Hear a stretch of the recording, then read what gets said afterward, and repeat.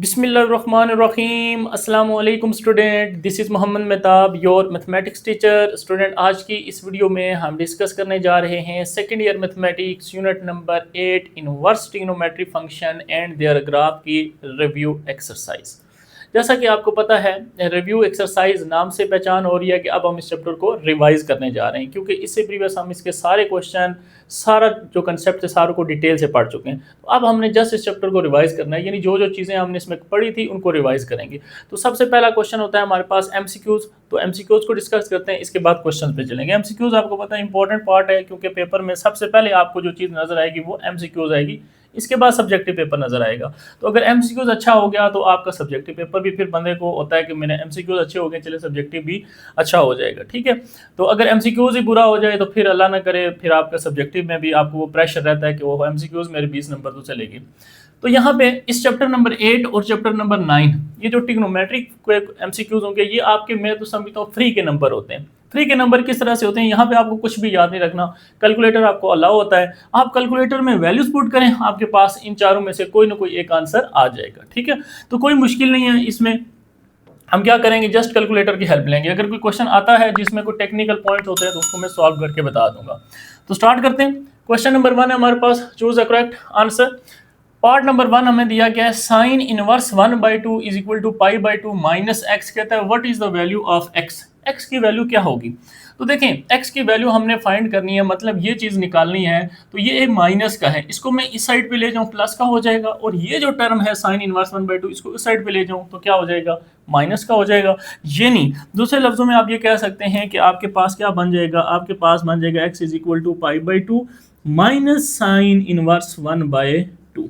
अब सिंपल आप क्या करें कि कैलकुलेटर पे ये वाली सारी टर्म आप लिख दें, तो आपके पास यहाँ पे आंसर आ जाएगा। कैलकुलेटर आपके पास साइंटिफिक कैलकुलेटर होना चाहिए, ठीक है, कोई भी साइंटिफिक कैलकुलेटर होना चाहिए, लेकिन ये पहचान रखनी है कि कैलकुलेटर आपका रेडियन में होना चाहिए, डिग्री में नहीं होना चाहिए। तो सबसे पहले आप कैलकुलेटर को डिग्री से रेडियन में कन्वर्ट करें। ये आप सेकंड ईयर के स्टूडेंट हैं, सारों को इतने छोटे छोटे पॉइंट्स हैं ये पता होने चाहिए कैलकुलेटर को कैसे डिग्री से रेडियन में कन्वर्ट करते हैं। ठीक है, शिफ्ट प्रेस करके मॉड पे जाएंगे तो वहाँ पे आपको ऑप्शन नजर आ जाएंगे, तो रेडियन वाला प्रेस करें।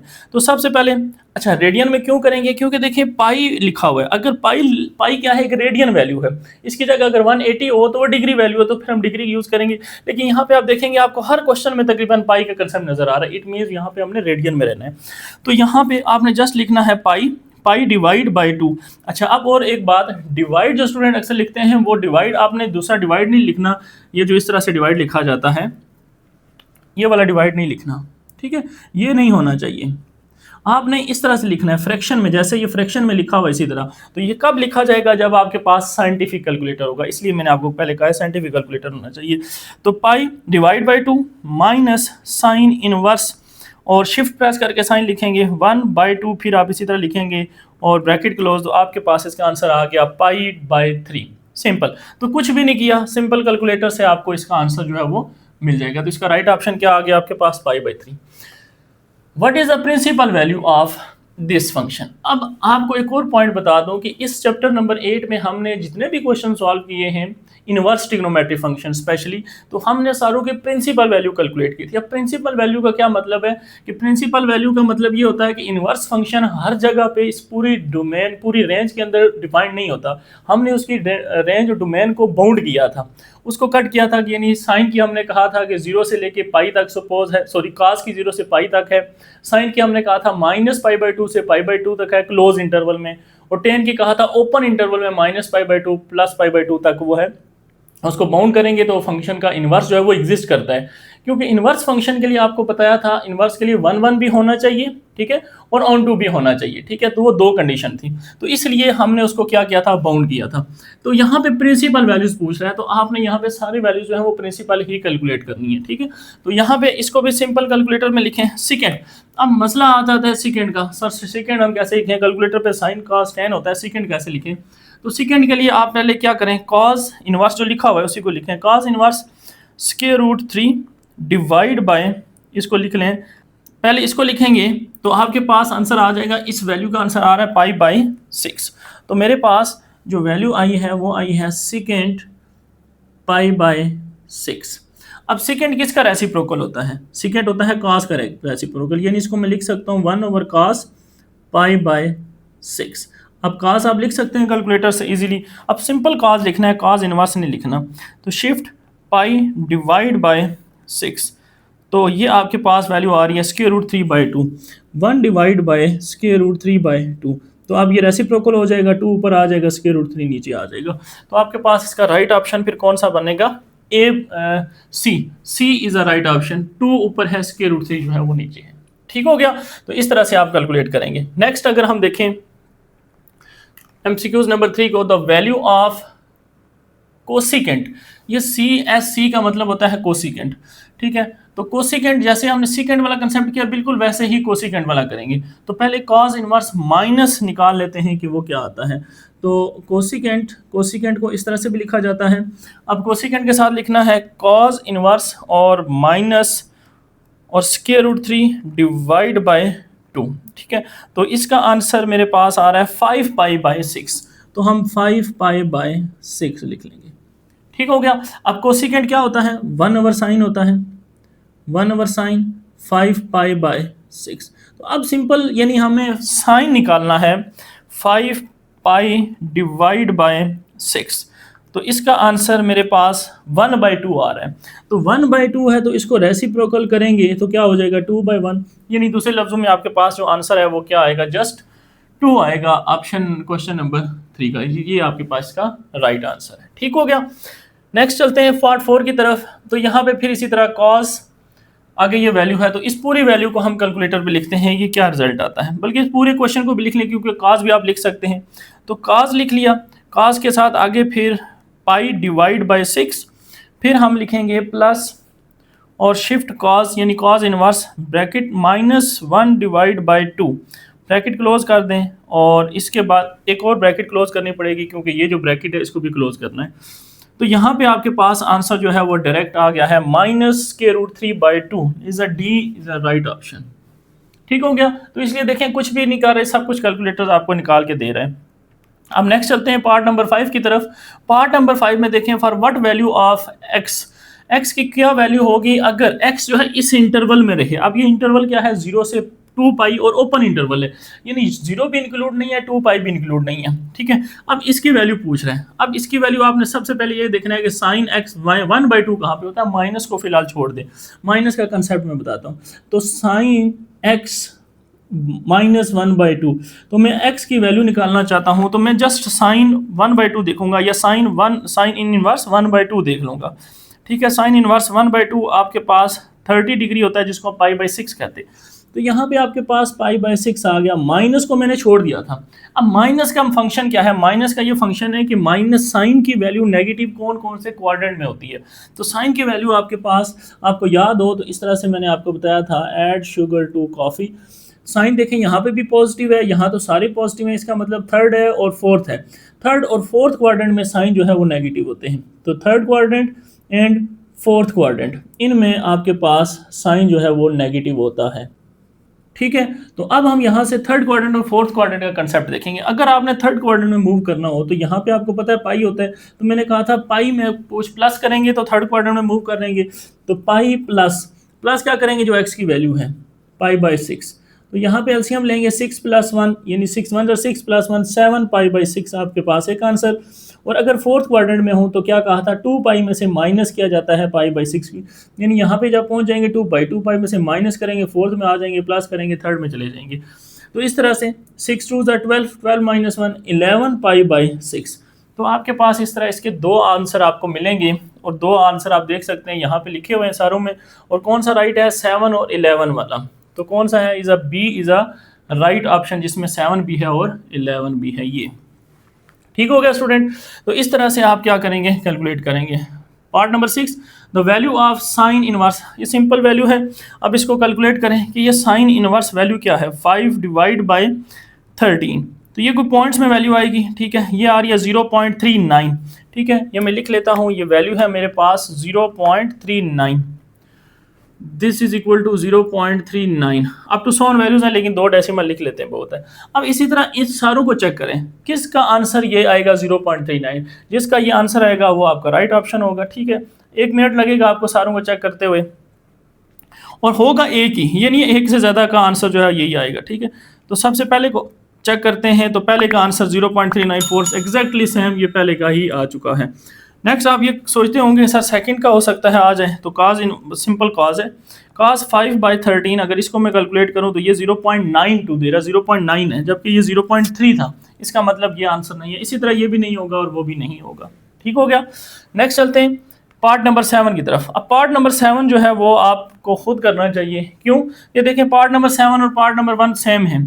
अब ये सेम नहीं हो सकते, बुक में आंसर जो है वो यहाँ पे π/6 है, जबकि हमने अभी देखा है इसका आंसर π/3 होता है। इसका मतलब क्वेश्चन में मिस्टेक था। क्वेश्चन में मिस्टेक क्या है, यहाँ पे साइन इनवर्स की जगह कॉज इनवर्स है।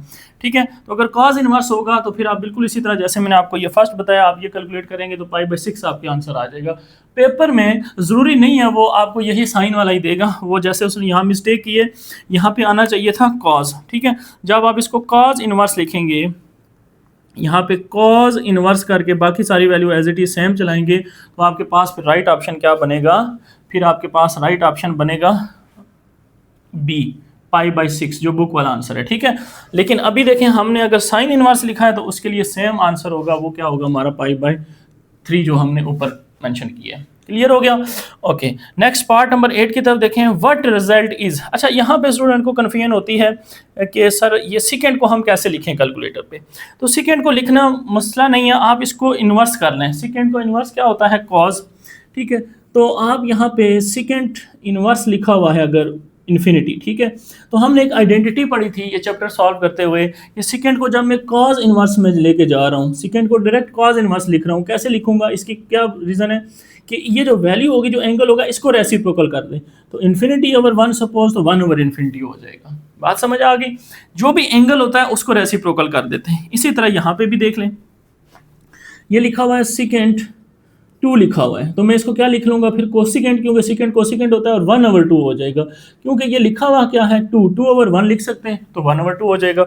अब दोनों वैल्यू कैलकुलेट करनी है। अब से फिर आप कहेंगे कि सर कैलकुलेटर पे cos इनवर्स 1/∞ कैसे लिखेंगे। अब ये फिर आपको पता होना चाहिए कि इन्फिनिटी जब भी डिवाइड में आती है आंसर क्या आ जाता है, 0 आ जाता है। ठीक हो गया, और ये एज इट इज लिखेंगे 1/2।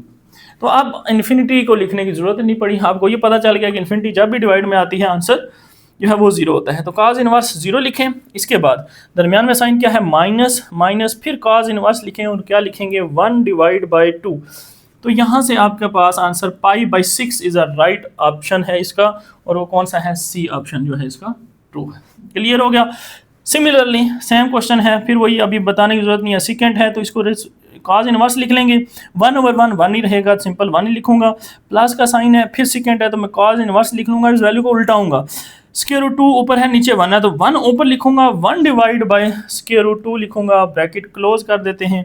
तो यहाँ से इसका राइट ऑप्शन जो है वो π/4 आ रहा है, और वो है डी ऑप्शन। ठीक हो गया स्टूडेंट? नेक्स्ट इसी तरह से लास्ट क्वेश्चन है इसका, व्हाट रिजल्ट इज दिस। ये फिर सिंपल है, देख लें, जैसे मैंने ये बताया बिल्कुल इसी तरह से, सारे सेकंड से ही आए, आपका कोसिकेंड से भी आ सकता है, कॉट से भी आ सकता है, तो सारों में कंसेप्ट ये यूज़ करना है। ठीक हो गया? सेकेंड को चेंज कर लिया, यानी सेकेंड को चेंज कर लिया कॉज में, और एंगल को रेसिप्रोकल कर देंगे। इसी तरह ये आप एक और चीज पॉइंट ये भी आ गया, सर ये और ये एक जैसे हैं तो दोनों को ऐड भी तो कर सकते हैं, बिल्कुल कर सकते हैं, 2 टाइम्स सेकेंड इनवर्स 1 लिख सकते हैं। अब सेकेंड कैलकुलेटर पे नहीं लिख सकते, इसको कॉज लिखना पड़ेगा, तो आप इसको 2 × cos इनवर्स 1/1 1 ही होता है, तो ये लिख लें, या आप cos इनवर्स 1 + cos इनवर्स 1 2 बार करेंगे फिर भी आंसर 0 आ रहा है, या 2 टाइम लिख के यानी 2 × cos इनवर्स 1 लिखेंगे फिर भी आंसर जो है वो 0 आ रहा है, दोनों में आंसर जो है वो 0 आ रहा है आपका। तो ये आपके पास इसका क्या है, राइट आंसर है। ठीक हो गया स्टूडेंट? तो ये थे इसके MCQs, उम्मीद है आपको समझ आई होगी। ओके स्टूडेंट, मूव करते हैं अब इसके क्वेश्चन की तरफ। क्वेश्चन नंबर 2 है हमारे पास, कह रहा है find the exact values of each of the following without using a calculator. Calculator को यूज नहीं करना, उसने कह रही है, ये ना आप चोरी छुपे कैलकुलेटर को यूज करके सॉल्व करें फिर नंबर जो है वो नहीं मिलेंगे। अब कैसे पता चलेगा कैलकुलेटर से यूज की है या इसी तरह सॉल्व की है। देखिए, अगर सपोज फर्स्ट पार्ट की बात करें, अगर ये पेपर में आ जाता है और इसका सोल्यूशन आपको कहा जाता है कैलकुलेटर को यूज़ नहीं करना, और आपने सारे क्वेश्चन कैलकुलेटर को यूज़ करके निकाले हुए हैं, तो आप डायरेक्ट इसको कैलकुलेटर पे लिखें तो वो तो डायरेक्ट आंसर दे देगा इसका। तो फिर एक स्टेप करने से तो आपको 4 नंबर नहीं मिलने, तो फिर आपको एक मेथड भी है जो मैंने आपको एक्सरसाइज में 8.1 में सिखाया था, वही 8.1 के क्वेश्चन है, तो फिर आपको वो मेथड फॉलो करना है। ठीक है, तो कम से कम 4 नंबर के लिए 4 स्टेप तो करें आप, ठीक है। तो सबसे पहले मैंने क्या कहा था, जब भी इन्वर्स फंक्शन हो उसको लेट कर लेना है आपने x, ठीक है। x is equal to cos inverse -1/√2। इसके बाद अब x को देखना है कि फंक्शन कौन सा है, cos का है, और cos की रेंज जो होती है वो कहाँ तक होती है, यानी cos को हमने बाउंड किया था कि यानी इस x का आंसर का मतलब होता है रेंज कहाँ तक हो सकता है। cos की बाउंड हमने डोमेन रेंज की थी 0 से पाई तक, यानी cos जो है वो 0 से पाई तक रहेगा तो इसका इन्वर्स जो है एग्जिस्ट कर जाता है। ये हमने पढ़ा था, ये लिख लिया आपने। अब 1 नंबर इस चीज़ का अगर आप ये लिखेंगे तो 1 नंबर आपको इसका मिलेगा। अब इसके बाद x की वैल्यूज़ फाइंड करते हैं, वो इस इंटरवल में रहनी चाहिए। तो cos को इस साइड पे ले जाऊँ तो cos बन जाएगा, सिंपल cos फंक्शन आ गया, और ये है -1/√2।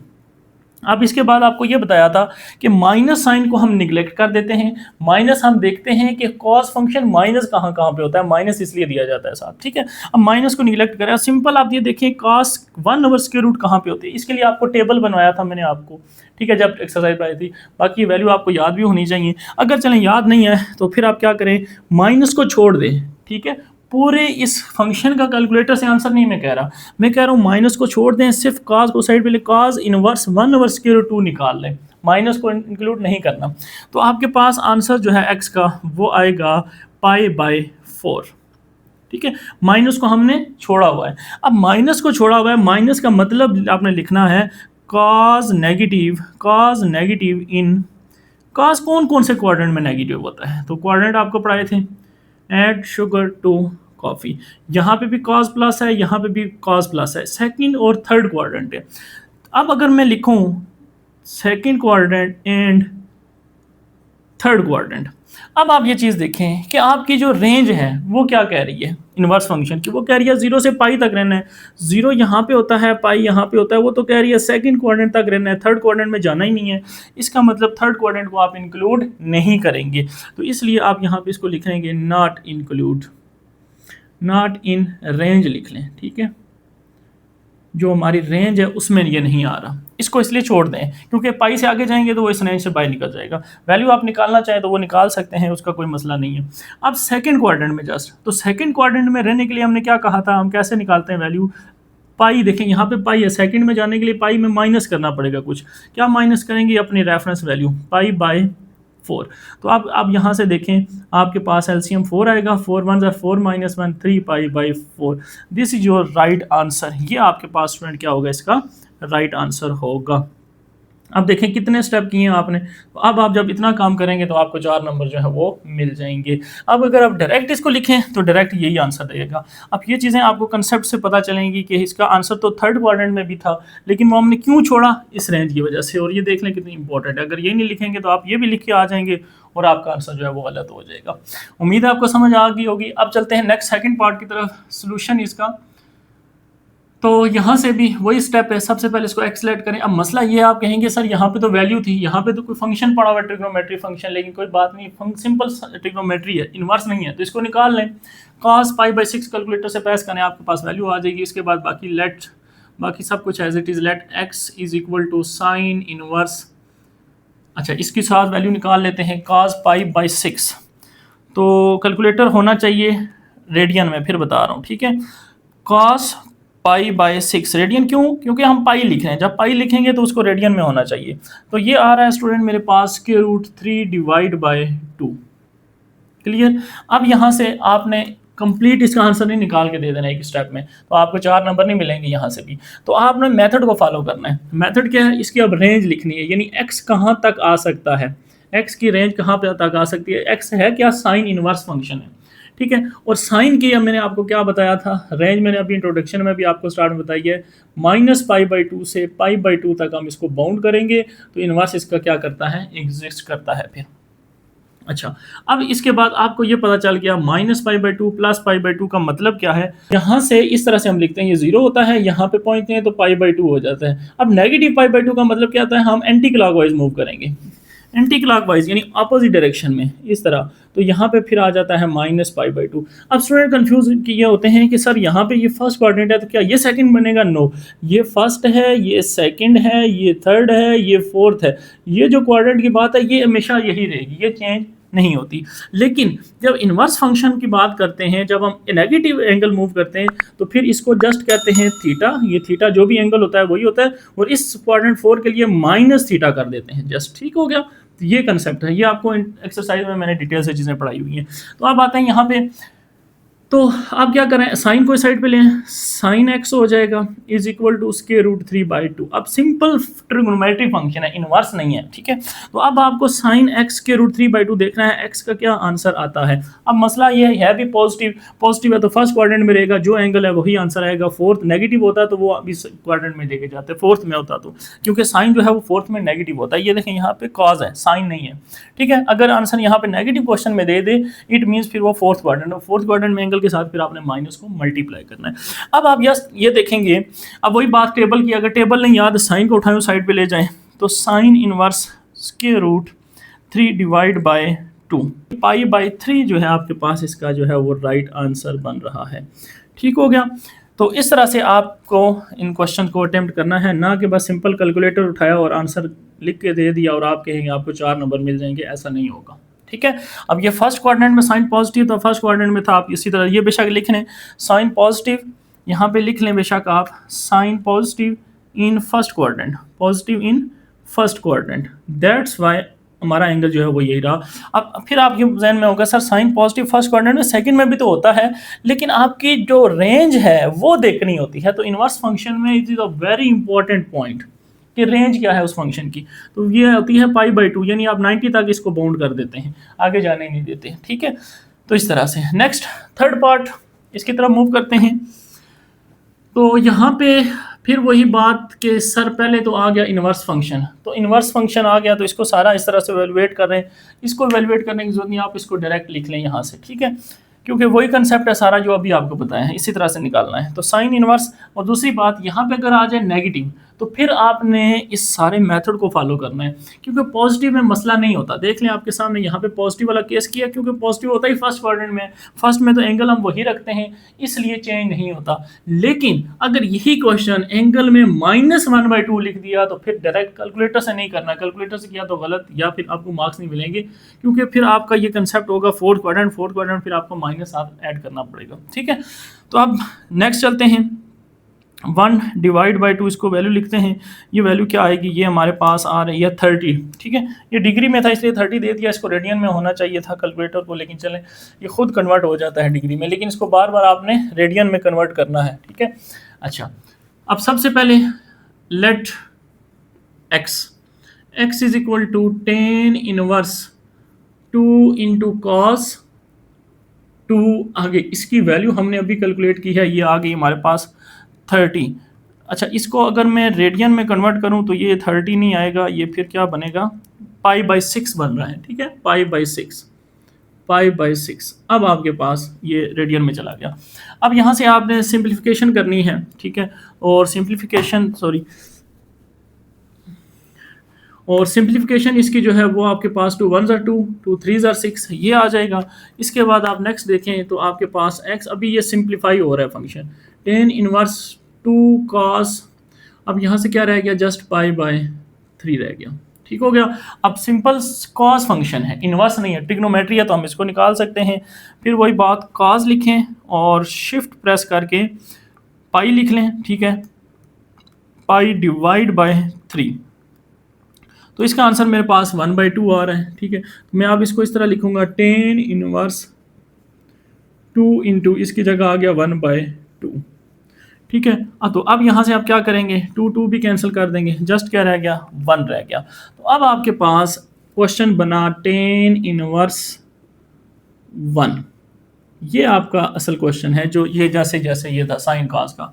अब फिर वही बात, सारा स्टेप करना है आपने कि इसका रेंज कहाँ पे हो, ये इनवर्स ट्रिग्नोमेट्री फंक्शन है। कैपिटल, आपको एक और बात बताई थी कि जो इनवर्स ट्रिग्नोमेट्री फंक्शन होते हैं उनको कैपिटल वर्ड से रिप्रेजेंट करते हैं, और जो सिंपल होते हैं उसको स्मॉल t से रिप्रेजेंट करते हैं। ठीक है, तो यहाँ से पहचान हो रही है ये इनवर्स है। ठीक है, अब tan की रेंज क्या होती है, tan की रेंज -π/2 से π/2, लेकिन ओपन इंटरवल, और ये क्लोज इंटरवल का मतलब होता है ये भी शामिल है और ये भी शामिल है, लेकिन ओपन का मतलब 90 नहीं, 90 से पीछे पीछे। 90 क्यों? क्योंकि 10 90 पे अनडिफाइंड हो जाता है, इन्फिनिटी हो जाती है, इसलिए इसको शामिल नहीं करते। तो ये आ गया। अब इससे वही बात है सारी कि फर्स्ट क्वाड्रेंट और फोर्थ क्वाड्रेंट में आपने रहना है, ये अगर आंसर नेगेटिव होता है, लेकिन आंसर है ही पॉजिटिव 10 का, तो सिंपल 10 को इस साइड पे ले आए। अब 10 इस साइड पे आ गया तो सिंपल 10 फंक्शन बन गया, 10 इनवर्स नहीं है, इसलिए मैं स्मॉल टी कर दिया, और यहाँ पे इक्वल टू 1। अब 10 1 कहाँ पे देता है आंसर? 5/4 पे। नहीं पता तो कैलकुलेटर से आप 10 को साइड पे लेके जाइए, 10 इनवर्स 1 लिखेंगे तो 5/4 आ जाएगा। अब ये वैल्यू पॉजिटिव है और पॉजिटिव फर्स्ट क्वाड्रेंट में होता है, फर्स्ट या फर्स्ट में नो चेंज, यही आपका जो है वो राइट आंसर जो है वो माना जाएगा। तो this is your right answer. ठीक हो गया स्टूडेंट, कंसेप्ट क्लियर। नेक्स्ट अब पार्ट नंबर 4 की तरफ अगर मूव करें तो ये भी इजी है क्वेश्चन, मुश्किल नहीं है। यहाँ पे अब आप कॉज इनवर्स माइनस की वैल्यू देखें लिखी हुई है और यहाँ पे साइन इनवर्स वैल्यू माइनस में दी हुई है। मैंने ये आपको यही बात यहाँ पे बताई थी, अगर एंगल के साथ नेगेटिव हुआ तो फिर आपने डायरेक्ट इस तरह से नहीं करना, अगर इस तरह से करेंगे तो आपका आंसर जो है वो चेंज आएगा। अब इसको हम मेथड से करेंगे, तो पहले इसको लेट करें, यहाँ पे लेट, जैसे इसको मैं एक्स लेट करता हूँ तो इसको एक्स लेट कर लिया, कॉज इनवर्स माइनस के √3/2। ठीक है, अब इस कॉज की रेंज लिख लें साथ ही कि इसकी रेंज आनी चाहिए 0 से पाई तक। अब इस कॉज को इस साइड पे शिफ्ट करें, कॉज एक्स। अब माइनस को बेशक आप जो है वो निगलेक्ट करें, लिखा हुआ है लेकिन निगलेक्ट करेंगे। अब जस्ट कॉज को साइड पे लेके जाके आप ये लिखेंगे, एक्स की वैल्यू यहाँ पे आप निकालेंगे कि क्या वैल्यू आ रही है। कैसे निकालेंगे? कॉस को साइड पे लेके जाए, कॉस इनवर्स हो जाएगा, माइनस को छोड़ना है, फिर बता रहा हूँ। तो कॉस इनवर्स √3 डिवाइड बाय 2, तो यहाँ पे आपके पास वैल्यू आ रही है, ये फिर इसने डिग्री में कन्वर्ट किया हुआ है तो इसको रेडियन में कन्वर्ट करेंगे, π/6, तो π/6 आ गया। अब अक्सर स्टूडेंट क्या करते हैं, इस माइनस को इसके साथ लगा देते हैं, ऐसा नहीं है। अब आपने ये देखना है, ये आपके पास होती है रेफरेंस वैल्यू। अब आपने ये देखना है कॉज नेगेटिव कहाँ कहाँ होता है, तो कॉज नेगेटिव इन कैसे पता चलेगा? क्वाड्रेंट को देख के। नेगेटिव होता है सेकंड में और थर्ड में, लेकिन रेंज क्या कहती है? रेंज कहती है जस्ट सेकंड में रहना है, थर्ड में नहीं जाना। तो इसलिए कॉस नेगेटिव होता है in second and third, but third को लिख के आगे इसके लगा दें not in range, not in range, ये रेंज में नहीं आता। तो सेकंड क्वाड्रेंट, तो सेकंड क्वाड्रेंट में फिर एंगल कैसे निकलता है? पाई में से माइनस किया जाता है रेफरेंस एंगल को, विच इज़ π/6। तो एलसीएम ले लें 6 पाई माइनस पाई, तो 5 π/6। ये आपका जो है वो x की वैल्यू आएगी, राइट। समझ आ गई? इस तरह से। नेक्स्ट इसी तरह से साइन इनवर्स भी निकालें, तो लेट, अब एक हमने x लेट कर लिया, दूसरे को y लेट कर लें। ठीक है, वेरिएबल की आपके पास कौन सा कमी है, तो यहाँ से आप फिर वैसे ही करेंगे। अब इस y की रेंज बतानी है कि इसकी रेंज कहाँ, यानी इन साइन फंक्शन की, तो आप लिखेंगे -π/2 से +π/2 और क्लोज इंटरवल। अब साइन को इस साइड पे ले आए, साइन y आ गया इक्वल टू 1/2, माइनस लिख लें, जस्ट माइनस इसे लिखा कि साइन नेगेटिव कहाँ पे होता है, तो आप यहाँ पे लिख लें साइन नेगेटिव इन, नेगेटिव कहाँ पे होता है? साइन थर्ड क्वाड्रेंट में और फोर्थ क्वाड्रेंट में, इन जनरल लिख रहा हूँ। लेकिन थर्ड में और फोर्थ में, फर्स्ट और सेकंड, फर्स्ट में सारे पॉजिटिव होते हैं, सेकंड तो साइन का अपना घर है, तो इसलिए अब यहाँ से आपने y की वैल्यू निकालनी है। देयरफॉर y क्या आएगा? रेफरेंस वैल्यू, वो क्या होती है? साइन को साइड पे ले जाएं और 1/2 निकाल लें, लेकिन माइनस को छोड़ना है। तो साइन इनवर्स, पहले इसको रेडियन में कन्वर्ट करेंगे, साइन इनवर्स 1/2, तो यहाँ पे आंसर π/6, यहाँ पे भी आंसर आया π/6। अब आपने माइनस की बात जो है वो लिख ली कि नेगेटिव होता है थर्ड और फोर्थ में, लेकिन रेंज क्या कहती है?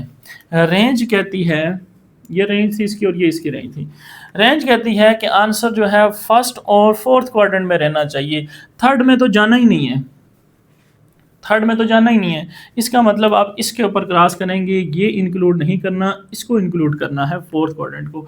जब फोर्थ क्वाड्रेंट को इंक्लूड करेंगे तो फोर्थ क्वाड्रेंट के लिए मैंने आपको क्या कहा था? फोर्थ क्वाड्रेंट के लिए मैंने आपको कहा था जस्ट एंगल के साथ क्या मल्टीप्लाई करना है? माइनस। तो देयरफॉर अब आप यहाँ पे लिख सकते हैं y इज इक्वल टू π/6।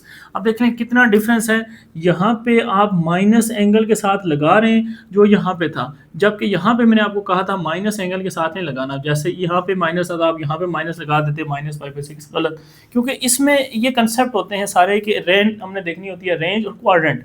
जबकि यहाँ पे इस क्वेश्चन में, अब इस केस में हमारे पास बाई चांस ऐसा हुआ कि थर्ड में नहीं है, फोर्थ में है, और तो फोर्थ में फिर आप माइनस को मल्टीप्लाई कर सकते हैं। उम्मीद है आपको कंसेप्ट क्लियर होगा। अब यहाँ से आप क्या करेंगे, कॉस के आगे जो वैल्यू हमने लेट की थी इसको लिख लें। अब यहाँ पे इसको लेट किया था x, इसको लेट किया था y, x माइनस वाई। अब यहाँ से आगे दो रास्ते हैं, एक है फार्मूले वाला और एक है डायरेक्ट। फार्मूला हम कितने फार्मूले याद रखें, कोशिश करेंगे जितने फार्मूले कम यूज़ करें तो हमारा काम हो जाए। x की जगह x की वैल्यू पुट कर दें, y की जगह y की वैल्यू पुट कर दें, सिंपल। यही तो आप cos अल्फा माइनस बीटा का जो फार्मूला था वो ओपन करें। वो मुश्किल है थोड़ा सा, यानी याद करना पड़ेगा फार्मूला। उससे बचने के लिए हम x की जगह, x की वैल्यू क्या निकाली थी हमने, 5π/6 माइनस y की वैल्यू माइनस, तो माइनस माइनस प्लस π/6। बात समझ आ गई। अब सिंपल एक नंबर है अंदर, उसको ज़रा वैल्यूएट कर लें। cos 6 एलसीएम आएगा, 5 + 1 6 पाई, ऊपर भी 6 नीचे भी 6, 6 से क्या हो जाएगा कैंसिल, तो रह गया सिर्फ cos पाई। अब cos पाई पे वैल्यू कैलकुलेटर से निकालें, क्योंकि सिंपल फंक्शन है, इन्वर्स नहीं है जो आपको प्रॉब्लम होगी। तो सिंपल cos, लेकिन इसको पहले रेडियन में कन्वर्ट करते हैं, cos पाई, ठीक है। तो -1 इसका जो है वो राइट आंसर होगा। ठीक हो गया स्टूडेंट। तो इस तरह से आपने इस पूरे क्वेश्चन को इवेलुएट कर लिया, ये आपके पास है इसका आंसर। उम्मीद है आपको समझ आई होगी। पार्ट नंबर 5, लास्ट पार्ट इस क्वेश्चन का, इसको इवेलुएट करते हैं। अब यहाँ पे भी बिल्कुल सेम मेथड है, तो उस मेथड को फॉलो करेंगे तो आपका आंसर। लेकिन अब यहाँ पे जो है अक्सर स्टूडेंट कर लेते हैं डायरेक्ट हो जाता है, लेकिन वही बात, मार्क्स आपको पूरे नहीं मिलते। दूसरा यहाँ पे डायरेक्ट आपका आंसर जो है वो आ जाता है, लेकिन यही क्वेश्चन अगर यहाँ पे आ गया तो अब डायरेक्ट भी आपको प्रॉब्लम होगी। क्यों? अब cos इनवर्स -4/5 पे कोई एग्जैक्ट वैल्यू नहीं है। जैसे स्क्वायर रूट 3/2 पे वैल्यू आ जाती थी ना π/6, वहाँ पे नहीं मिलेगी। तो इसलिए आप स्टार्ट से ही मेथड को लेके चलें ताकि आपको कभी भी प्रॉब्लम ना हो। तो let x is equal to cos inverse -4/5। तो cos को इसकी रेंज लिख लें सबसे पहले, यानी x की रेंज, cos की रेंज क्या लिखी थी, 0 से पाई तक, और इसके बाद x को इस साइड पे लें, cos को इस साइड पे लें, cos x is equal to -4/5। तो अब यहाँ से cos की वैल्यू मिल गई, तो अब मैं यहाँ से cos x की जगह sin x निकाल सकता हूँ। कैसे निकाल सकता हूँ? आइडेंटिटी यूज़ कर सकते हैं, पाइथागोरस थ्योरम भी यूज़ कर सकते हैं। एक्सरसाइज में मैंने पाइथागोरस थ्योरम भी यूज़ कराया और आइडेंटिटी भी, जो आपको ईजी लगे। तो आइडेंटिटी होती है cos square x plus sin square x, easy है, ये सारों को याद होती है। ये यहाँ से साइन की वैल्यू निकालनी है, तो sin square x as it is 1, cos side पे जाके माइनस cos स्क्वायर x, तो sin x की वैल्यू आपको मिल जाएगी square the root 1 minus cos square x। ठीक हो गया। अब यहाँ से cos की वैल्यू पुट कर दें, sin x आपको मिल जाएगा 1 माइनस cos की जगह है -4/5 और इसका ले लें स्क्वायर, तो 1 माइनस 4 का स्क्वायर 16, 5 का स्क्वायर 25। तो इसको मज़ीद सिंप्लीफाई करें, 25 एलसीएम, 25 माइनस 16 9, और 9/25 आपके पास वैल्यू आ जाएगी। अब 9/25 का मतलब 3/5, तो ये वैल्यू आ गई आपके पास साइन की। ठीक हो गया स्टूडेंट। इसी तरह से आप इसको लेके चलेंगे। नेक्स्ट लेट y लेट कर लेते हैं इसको, और y में हमारे पास क्या है, साइन इनवर्स -3/5। तो इसकी रेंज भी लिख लें साइन y की, तो इसकी रेंज आएगी -π/2 से π/2 तक। अब साइन y हो जाएगा इस साइड पे आके ये, और ये आ गया -3/5। अब यहाँ से साइन y है तो cos y निकाल लें। cos y कैसे निकलेगा, यहाँ पे आइडेंटिटी मैंने आपको बताई है, बिल्कुल सेम इसी आइडेंटिटी को यूज़ करेंगे। अब cos साइड पे आ जाएगा, साइन ये साइड पे आ जाएगा, तो सिंपल है 1 माइनस साइन स्क्वायर y। तो वैल्यूज़ पुट करें, 1 माइनस इसका स्क्वायर ले लें, तो 3 का स्क्वायर यानी -3/5 का स्क्वायर, 3 का स्क्वायर जो है वो पॉजिटिव हो जाएगा नेगेटिव का, ठीक है, 9/25। तो फिर वही बात, एलसीएम लेंगे 25 माइनस 9 16 रह जाएंगे, और वो होता है 4। तो cos y की वैल्यू आ जाएगी 4/5। ये आपके पास cos y की वैल्यू आ गई। अब आपका क्वेश्चन होगा, सर साइन चले यहाँ से कॉस की वैल्यू हमें मिल गई, साइन की मिल गई, तो ये साइन एक्स कॉस वाई क्यों निकाला है, इसकी क्या वजह है? तो इसकी वजह मैं बताता हूँ। देखें यहाँ पे है साइन और आगे आपने इसका नाम रखा x, आगे क्या है प्लस, इसका नाम रखा y। अब मसला यहाँ पे ये है कि आपके पास x और y की वैल्यू डायरेक्टली नहीं आई, आपके पास एक ट्रिग्नोमेट्री फंक्शन की वैल्यू आई है, ठीक है।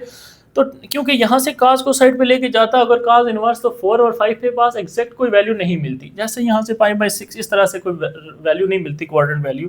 तो फिर इसलिए हमने दूसरी वैल्यू निकाली। अब यहाँ पे फार्मूला लगाना मजबूरी है, तो यहाँ पे फार्मूला लगा लेते हैं। क्या है, sine alpha plus beta, sine alpha cos beta, फिर प्लस कॉस अल्फा और साइन बीटा, ये आपके पास फार्मूला होता है। तो देख लें, साइन एक्स कॉस, यानी एक बार एक्स साइन के साथ, फिर वाई जो है वो कॉस, तो इसी तरह इनकी वैल्यूज पुट करें। आपके पास अब साइन एक्स की वैल्यू जो थी वो नहीं थी, इसलिए कॉस एक्स से साइन एक्स निकालना पड़ा, जबकि यहाँ पे साइन वाई की मौजूद थी और कॉस एक्स और sine y, cos x sine y दोनों थे, लेकिन साइन एक्स और कॉस वाई दोनों वैल्यू नहीं थी, इसलिए दोनों वैल्यू जो है हमने निकाली हैं। अब यहाँ से आप इसको वैल्यूएट कर सकते हैं। एक्स की जगह एक्स की वैल्यू बेशक पुट कर दें जो हमने लेट की थी, और यहाँ साइन एक्स की जगह साइन एक्स की वैल्यू हमने फाइंड की है 3/5, कॉस वाई की वैल्यू हमारे पास 4/5, प्लस कॉस एक्स की वैल्यू मेरे पास -4/5 गिवन थी, और साइन वाई की वैल्यू गिवन थी -3/5। ठीक हो गया। तो अब यहाँ से आपके पास ये आ जाएगा 4 3 12/25, और ये प्लस ही रहेगा, माइनस माइनस प्लस हो जाएगा 12/25। दोनों सेम है, एलसीएम लें तो एलसीएम भी 25 ही आएगा, 12 + 12 क्या हो जाएगा 24। देयरफॉर आपके पास इसका आंसर जो है वो 24/25 इज अ राइट आंसर। ठीक हो गया स्टूडेंट, उम्मीद है आपको क्वेश्चन नंबर 2 के सारे पार्ट समझ आए होंगे। मूव करते हैं क्वेश्चन नंबर 3 की तरफ। क्वेश्चन नंबर 3 हमारे पास कह रहा है एवेलुएट सेकंड इनवर्स एंगल एक दिया हुआ है, प्लस सेकंड इनवर्स एक और एंगल दिया हुआ है। कहता है सेकंड इनवर्स दो एंगल्स हैं और सेकंड इनवर्स के दो फंक्शन के दरमियान अगर प्लस हो तो आप कंफर्म करें कि रिजल्ट आपका 2π/3 आता है अगर x की जगह आप 1/2 पुट करें तो। सिमिलरली इसका सेकंड पार्ट भी बिल्कुल सेम है, जस्ट यहाँ पे प्लस है और यहाँ पे माइनस है। बाकी कंफर्म ये करना है कि रिजल्ट वहाँ पे 0 आता है, x की वैल्यू सेम पुट करनी है 1/2। अब इन क्वेश्चन में मसला जो है वो सबसे पहले वो क्या होता है, वो होता ये है कि फार्मूला हमें नहीं याद होता पेपर में, तो फार्मूले की प्रैक्टिस करें। ठीक है, सेकंड इनवर्स, कोसेकेंड इनवर्स और साइन इनवर्स, टेन इनवर्स, ये जो इनवर्स के फंक्शन थे ये इनके आप फार्मूले जो मैंने आपको प्रूफ कराए थे कि इनको आप याद रखें, तो ये आपके एग्जाम में पूछे जा सकते हैं। ज़रूरी नहीं है सेकंड वाला ही आए, साइन भी आ सकता है, सेकंड भी आ सकता है, कोसेकेंड भी आ सकता है, कॉर्ड भी आ सकते हैं। ठीक है, फार्मूले आपको इनके याद रखने। तो फार्मूला सबसे पहले लिख लेते हैं कि फार्मूला हमारे पास क्या होता है, second inverse x plus second inverse y. अगर प्लस का फार्मूला है तो अब सेकंड है तो सेकंड किसका रेसिप्रोकल होता है, यानी कॉस इनवर्स लिखना पड़ेगा हमें। इसके बाद एंगल में हमारे पास क्या आएगा, अब यहाँ पे देखें प्लस है तो एंगल में 1 माइनस करना पड़ेगा। आगे क्या है, स्क्वायर रूट। अब स्क्वायर रूट में क्या लिखना है आपने, एक्स का स्क्वायर -1 और वाई का square -1 divide by x y. ये है आपके पास फार्मूला। ठीक है, इसको आपको प्रैक्टिस करनी है। ठीक है, प्रैक्टिस से आपको ये याद हो जाएगा। बाकी इसका प्रूफ जो है वो एक्सरसाइज जब जो चैप्टर पढ़ाए थे वहाँ पे मैंने आपको बताए थे। तो यहाँ पे इस फार्मूले, अगर अब आपके पास यहाँ पे माइनस आया तो फिर क्या चेंजिंग होगी, जस्ट यहाँ पे और यहाँ पे साइन चेंज होगा। यानी अगर सपोज यहाँ पे माइनस कर दूँ तो यहाँ पे फिर प्लस करना पड़ेगा, बाकी सब सेम है। ठीक है, तो नेक्स्ट अब क्या करते हैं, अब यहाँ पे हम इनकी वैल्यूज पुट करते हैं और देखते हैं हमारे पास जो प्रूफ है वो आता है या नहीं। तो सबसे पहले वैल्यूज में इसको लिख लेता हूँ, ये कॉस इनवर्स ब्रैकेट लगा के 1 माइनस, क्योंकि प्लस का फार्मूला है स्क्वायर रूट एक्स का स्क्वायर, यानी 1/x का लेना है आपने स्क्वायर, फिर क्या है -1, ये हो गया कंप्लीट, एक्स स्क्वायर -1, फिर इसी तरह से ब्रैकेट लगा के y का स्क्वायर यानी 2x + 1 का स्क्वायर। अब नीचे क्या था 2x, तो इसका भी स्क्वायर ले लें 2x, या इसको होल स्क्वायर में लिख लें एक ही बार, फिर नेक्स्ट स्टेप में हम कर लेंगे इसका स्क्वायर अलग अलग। तो ये आ गया स्क्वायर, ये हो गया x स्क्वायर -1 y स्क्वायर -1, ये आपका स्क्वायर रूट के अंदर formula complete. Divide by x y को मल्टीप्लाई कर दें, यानी 1/x को मल्टीप्लाई कर दें 2x + 1 डिवाइड बाय 2x से। ये अब आपके पास वैल्यू जो है वो ओपन हो चुकी है। अब आपने इसमें क्या करना है, इसको थोड़ा सिंप्लीफाई करते हैं। इसके बाद हम इसमें x की जगह 1/2 पुट कर देंगे। तो यहाँ से आपके पास cos inverse 1 minus square root, तो ये क्या बनेगा, 1 का स्क्वायर 1 ही होता है, एक्स स्क्वायर माइनस 1, ये आपके पास इस तरह से आ जाएगा। इसी तरह इस ब्रैकेट को देखें तो ये a प्लस बी का होल स्क्वायर है, तो ये क्या बनेगा, a का स्क्वायर 2 का स्क्वायर 4 एक्स स्क्वायर प्लस 1 का स्क्वायर 1 प्लस 2ab, तो 2 2 ज़ार 4x डिवाइड बाय क्या आएगा, 2 का square 4x square minus 1 as it is. तो ये देख लें स्क्वायर जो है वो आपके ख़त्म हो चुके हैं। और डिवाइड बाय आपके पास 1 से मल्टीप्लाई करने से तो सेम रहेगा, डिवाइड बाय 2x का क्या बन जाएगा, स्क्वायर बन जाएगा। ठीक है, ब्रैकेट क्लोज। अब थोड़ा सा और सिंप्लीफाई कर लेते हैं, cos inverse 1 minus square root, LCM ले लेते हैं यहाँ पे। इसमें एलसीएम आएगा एक्स स्क्वायर और यहाँ पे 1 माइनस यानी क्रॉस मल्टीप्लाई 1 1 और x से मल्टीप्लाई ये आ गया। इसी तरह से जब आप इसको मल्टीप्लाई करेंगे, एलसीएम लेंगे, तो यहाँ पे भी 1 से मल्टीप्लाई करने से तो ये तो सेम रहेगा, ठीक है, प्लस 4x, एलसीएम क्या आएगा 4x स्क्वायर माइनस ये 1 से मल्टीप्लाई हो जाएगा, 4x स्क्वायर 1 से मल्टीप्लाई हो जाएगा। ठीक हो गया, डिवाइड बाय आपके पास सेम वैल्यू आएगी 2x plus 1 divide bye 2x square, ये ब्रैकेट क्लोज। अब आप यहाँ से देखें, आपको सिंप्लीफाई होता नजर आएगा, माइनस का प्लस का कैंसल। अब अगर मैं इसके रूट से बाहर निकाल दूं, क्या बाहर निकाल दूं, ये जो दो मल्टीप्लाई हो रहे हैं इनको मल्टीप्लाई करके बाहर निकाल दूं, तो मेरे पास cos inverse 1 minus square root, अब ऊपर जो टर्म रहेगी वो लिखता हूँ 1 माइनस एक्स स्क्वायर और इसके साथ रह गया 4x प्लस 1 डिवाइड बाय, इसको मैं बाहर निकाल रहा हूँ, क्या बाहर निकाल रहा हूँ, 4x स्क्वायर एक्स स्क्वायर से मल्टीप्लाई, तो क्या हो जाएगा 4x की पावर 4, जब स्क्वायर रूट से बाहर आ जाएगा तो 4 का स्क्वायर रूट 2x स्क्वायर रह जाएगा x पावर 4। यानी मैंने ये कहा है कि अगर स्क्वायर रूट में आपके पास 4 बन गया था, 4 ये एक्स स्क्वायर, तो इसको जब सिंप्लीफाई करेंगे तो 2x स्क्वायर आपके पास ये टर्म आ जाएगी। ठीक है, तो ये मैंने यहाँ पे यूज़ कर दी है। अब डिवाइड बाय क्या था, 2x plus 1 divide bye 2x square और ब्रैकेट क्लोज। मज़ीद सिंप्लीफाई करना पड़ेगा, तो मज़ीद इसको सिंप्लीफाई करते हैं। यहाँ से एलसीएम लेना पड़ेगा, एलसीएम ले नोमिनेटर में, यानी ऊपर एलसीएम लेंगे आप पूरी टर्म का, तो ऊपर एलसीएम क्या आएगा 2x स्क्वायर, 2x स्क्वायर, तो यहाँ पे क्या होगा 2x स्क्वायर 1 से मल्टीप्लाई, तो 2x स्क्वायर, नेक्स्ट क्या है माइनस, और स्क्वायर रूट में जो नंबर लिखा हुआ है वो as it is 1 minus x square और इसके साथ मल्टीप्लाई हो रहा है 4x plus 1 bracket close, divide by क्या है 2x plus 1 divide bye 2x square.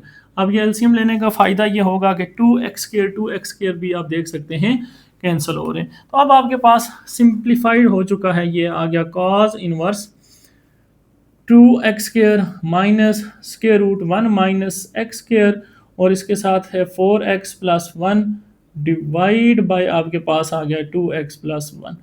अब इसमें आपने x की जगह पुट कर देना है 1/2, तो यहाँ पे लिखेंगे put x is equal to 1/2, 1/2 put करते हैं, देखते हैं हमारे पास आंसर जो है वो रिक्वायर्ड वो आता है या नहीं। अब यहाँ पे इजी है, आप देखें कि अगर x का स्क्वायर लेंगे यानी इसका स्क्वायर लेंगे तो क्या आएगा 1/4 आ जाएगा माइनस स्क्वायर रूट, यहाँ पे भी वही बात 1 माइनस एक्स का स्क्वायर लेंगे 1/4 आ जाएगा। यहाँ पे x और x की जगह 1/2 पुट करें प्लस 1 और ये bracket close, divide bye 2x की जगह 1/2 पुट करेंगे प्लस 1 ब्रैकेट क्लोज, ये 2 कैंसिल, ये 2 ज़ार 4, तो आपके पास ये भी 2 1 ज़ार 2 ज़ार 4, तो क्या रह गया cos इनवर्स, ये रह गया 1/2 माइनस स्क्वायर रूट में, यहाँ पे एलसीएम लें, एलसीएम क्या आएगा 4 माइनस 1 3/4, ये इस ब्रैकेट में आ गया, यहाँ पे 2 1 ज़ार 2 प्लस 1, तो क्या आ जाएगा 3, इसके साथ क्या मल्टीप्लाई होगा 3 डिवाइड बाय ये 1 रह गया, 1 प्लस 1 क्या आ गया 2 आ गया। मज़ीद देखें और सिंप्लीफाई हो सकता है, ये 1/2 एज इट इज़ माइनस 3 ज़ार 9, 9/4 का स्क्वायर रूट लेंगे क्या आएगा 3/2 डिवाइड बाय 2। मज़ीद अगर मैं इसको और सिंप्लीफाई करूं तो यहाँ पे नोमिनेटर में जब एलसीएम लेंगे आप 2 एलसीएम आएगा तो 1 माइनस 3 माइनस 2/2 आएगा, यानी आपके पास -2/2 और डिवाइड में 2 है, तो ये 2 से कैंसिल 1 आ गया। तो दूसरे लफ्ज़ों में आपके पास यहाँ से वैल्यू आई cos इनवर्स -1/2। तो इसको कैलकुलेटर से आप चेक कर सकते हैं। तो यहाँ से आंसर मेरे पास 2π/3, यस एग्जैक्टली यही आंसर आ रहा है। इसका मतलब ये आ गया 2π/3 और ये आपका क्वेश्चन हो गया प्रूफ। ठीक हो गया स्टूडेंट। तो इस तरह से हम इस क्वेश्चन को सॉल्व कर सकते हैं। नेक्स्ट चलते हैं इस क्वेश्चन का प्रूफ। तो ये बिल्कुल सेम ही है। यहाँ पे अब आप सिंप्लीफिकेशन कर चुके हैं, तो जितनी सिंप्लीफिकेशन हमने की है कोशिश करेंगे इसी को यूज़ करें, दोबारा ना करना पड़े। तो फार्मूला जस्ट जो है वो सेम है, वो आप बेशक यहाँ पे लिख लें कि second inverse x minus second inverse y is equal to, ये होता है मेरे पास cos इनवर्स, माइनस है तो 1 प्लस यूज़ होगा, ठीक है। बाकी value as it is x square -1 y square -1 divide by x into y. तो अब आप देखें यहाँ से ये सारी वैल्यू सेम आ रही हैं। तो प्लस से जस्ट क्या फ़र्क आना है, यहाँ पे सिर्फ प्लस होगा, यहाँ प्लस, यहाँ प्लस, यहाँ पे प्लस, और इसी तरह यहाँ प्लस, बाकी वैल्यू भी हमने सेम पुट करनी है 1/2। यहाँ पे भी प्लस आएगा, यहाँ पे भी प्लस आएगा, यहाँ पे भी प्लस आएगा। तो इसको लिख लेते हैं कि इसके बाद मज़ीद नेक्स्ट जो है इसमें क्या होगा। तो ये स्टेप क्या था हमारे पास, cos इनवर्स, ये हमने सिंप्लीफाइड किया था 1/2 प्लस, अब हमारे पास 3/2 डिवाइड बाई 2, अब ये बनेगा, यहाँ पे माइनस था, वहाँ पे अब हमारा सिर्फ प्लस, बाकी सारा केस सेम है। तो दोबारा इसको करने की ज़रूरत नहीं है, वो आप दोबारा इसकी खुद प्रैक्टिस करें। तो एलसीएम ले लें इसका, 2 एलसीएम आएगा, तो 3 + 1 4 डिवाइड बाई ये 2 एज इट इज़। अब 2 1 ज़ा 2, 2 ज़ा 4, तो अब आपके पास यहाँ से आ रहा है cos इनवर्स 2/2, तो इसको मज़ीद सिंप्लीफाई करेंगे तो 1 आ जाएगा, cos इनवर्स 1। जबकि यहाँ पे हमारे पास cos इनवर्स क्या आया था, -1/2। तो cos इनवर्स 1 आप देख सकते हैं, लेकिन कैलकुलेटर को सबसे पहले रेडियन में करना है। cos इनवर्स 1 आप देखें तो आंसर आपके पास 0 ही आता है। इट मीन्स ये आपका क्वेश्चन जो है वो प्रूफ हो जाएगा इस तरह से। दोनों क्वेश्चन सेम हैं, बस आपने फार्मूला याद रखना है, और पेपर में अगर आता है, ज़ाहिर बात है एक आएगा दोनों नहीं आएंगे, तो फिर आपको इस तरह से सारे स्टेप करने हैं, ठीक है। कंप्लीट स्टेप करेंगे, जबकि अभी यहाँ हमारे पास सेम आ गया था, इसलिए मैंने जस्ट यहाँ से ये वाली वैल्यू जो है वो पिक कर ली, क्योंकि बाकी जो है वो सारा कुछ जो है वो सेम था। ठीक हो गया। उम्मीद है आपको क्वेश्चन नंबर 3 की समझ आई होगी। मूव करते हैं क्वेश्चन नंबर 4 की तरफ। क्वेश्चन नंबर 4 है हमारे पास, कह रहा है prove that the following inverse trigonometric identities. आपके पास दो ट्रिग्नोमेट्रीज आइडेंटिटीज दी गई हैं, दोनों इनवर्स हैं और 10 की हैं, तो इनको आपने प्रूव करना है। तो आप इन दोनों आइडेंटिटीज में चीज़ देखें, जो कॉमन चीज़ नज़र आएगी आपको वो ये नज़र आएगी कि दोनों के दरमियान में प्लस ही है, कहीं माइनस यूज़ नहीं हुआ। इसका मतलब आपको सिर्फ प्लस का फार्मूला रिवाइज करना है। तो 10 inverse x plus 10 inverse y which is equal to, ये किसके इक्वल होता है, 10 इनवर्स। अब देखें यहाँ पे प्लस है, तो आपके भी दो वैल्यूज़ के दरमियान प्लस ही यूज़ करेंगे, divide by 1 minus x y, आप नीचे माइनस यूज़ करेंगे। अब इस फार्मूले में एक most important, very very important जो कंसेप्ट है वो ये है, एक्स वाई का प्रोडक्ट लेस देन 1 होना चाहिए। अब अक्सर स्टूडेंट को कन्फ्यूजन होती है, वो बस ये फार्मूला याद कर लेते हैं, पेपर में जाते हैं, जब क्वेश्चन सॉल्व करते हैं तो इस चीज़ प्रूफ नहीं होती। उसकी वजह ये होती है हमारे पास जो उसमें वैल्यूज फार्मूला तो दिया जाता है वो सम कंडीशंस के लिए ट्रू होता है, ये नहीं है कि सारी वैल्यूज़ के लिए वो ट्रू होता है। तो इसके लिए ये कंडीशन है, अगर ये कंडीशन फुलफिल करेगा तो ये फार्मूला ट्रू है, अदरवाइज ये फार्मूला ट्रू नहीं होता। तो ये बहुत इंपॉर्टेंट होती हैं पॉइंट्स जो अक्सर स्टूडेंट मिस कर देते हैं। अब अगर हम अपने क्वेश्चन में देखें, अगर मैं सपोज इन दो पे या इन दो पे किसी भी दो पे फार्मूला लगाऊं, तो आप देखें 2 1 ज़ा 2, तो वो तो प्रोडक्ट किया, अगर ये x है ये y है, प्रोडक्ट करा तो 1 से लेस देन तो नहीं हो रहा, 2 आ रहा है। अगर मैं इन दो का प्रोडक्ट करूं तो 3 2 ज़ा 6 आ रहा है, वो भी लेस नहीं है, 1 से ज़्यादा ही है। इसका मतलब ये फार्मूला जो है इस क्वेश्चन के लिए वर्क नहीं करेगा। तो फिर और कौन सा फार्मूला है, मैं आपको भी बताता हूँ। 10 inverse x plus 10 inverse y अगर इस तरह से फंक्शन हो और इनका प्रोडक्ट जो है वो ग्रेटर देन 1 तब हो, तो उसके लिए फार्मूला हमारे पास होता है pi plus 10 inverse x plus y divide by 1 minus x y. Same condition है माइनस फार्मूले के लिए भी, यहाँ पे माइनस आएगा, यहाँ पे प्लस, जैसे ऊपर बताया, बाकी सेम है। अब इसमें जो कंडीशन है वो ये है कि एक्स वाई का प्रोडक्ट ग्रेटर देन 1 हो, तो आप ये यूज़ कर सकते हो। Very important. अब आपकी इस बुक में ये फार्मूला मेंशन नहीं है, ठीक है, जस्ट ये फार्मूला है। उसकी रीज़न ये है कि आपकी बुक में जितने भी क्वेश्चंस हैं वो सारे प्रिंसिपल वैल्यूज़ में रह के सॉल्व हुए हैं। अभी मैं आपको इस प्रिंसिपल वैल्यू का कंसेप्ट बताता हूँ। अब देखें, अब हम इसको अगर प्रूफ स्टार्ट करते हैं तो टेन इनवर्स 1 हमारे पास, हमें पता है वैल्यू क्या होती है 45 यानी पाई/4 होती है, प्लस इन दो पे अगर मैं फार्मूला लगाता हूँ तो क्या लिखूंगा, टेन इनवर्स, ये x समझ लें और ये y समझ लें, ठीक है, x प्लस वाई।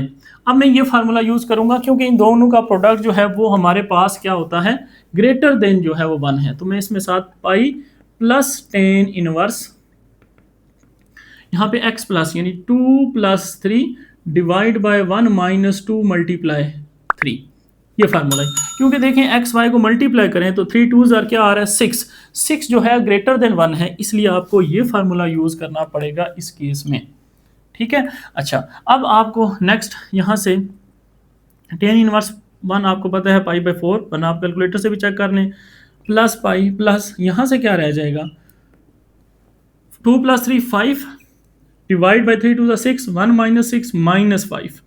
तो मज़ीद अगर इसको सिंप्लीफाई करें तो पाई/4 plus pi plus tan inverse, यहाँ से आपको पता है क्या रह गया, -1 रह गया। तो यहाँ से अब आपको बात समझ आएगी कि प्लस टेन इनवर्स -1 कैलकुलेट करें तो टेन की आइडेंटिटी है, टेन माइनस को बाहर निकाल देता है, माइनस तो आ जाएगा बाहर, सिर्फ रह गया टेन इनवर्स 1। अब टेन इनवर्स 1 अभी बताया पाई/4 होता है, तो फाइनली आपके पास प्लस पाई माइनस ये आ गया पाई/4। तो यहाँ से आपके पास -पाई/4 प्लस पाई/4 cancel, which is equal to pi, और आपका क्वेश्चन जो है वो प्रूफ हो गया है। अभी आपको कुछ कन्फ्यूजन होंगी, वो मैं आपको क्लियर करता हूँ।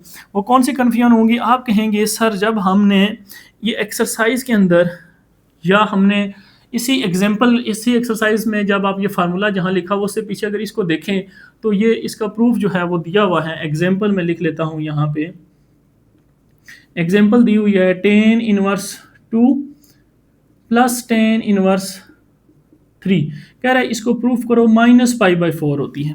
तो अभी आप देखें, हमने अगर प्रूफ किया तो ये टेन इनवर्स माइनस, तो ये हमने क्या प्रूफ किया, पाई माइनस पाई/4। अब इसमें ये पाई कहाँ से आ गया, यहाँ पे जस्ट -पाई/4 आना चाहिए था। अब इसकी रीज़न आपको बताता हूँ। ये वैल्यू जो है आपके पास, हमने टेन के अंदर ये कंसेप्ट पढ़ा था, अगर कोई टेन फंक्शन है तो उसकी रेंज जो है वो एक्स की वो कहाँ से कहाँ होनी चाहिए, -पाई/2 से पाई/2 होनी चाहिए। अब -पाई/2 का मतलब -90, प्लस पाई/2 का मतलब +90, इसका मतलब -90 और 90 के दरमियान रहनी चाहिए। और ये देख लें -पाई/4 इस इंटरवल के दरमियान आ रहा है, दिस इज प्रिंसिपल वैल्यू, इसको आप कहते हैं प्रिंसिपल वैल्यू, ठीक हो गया।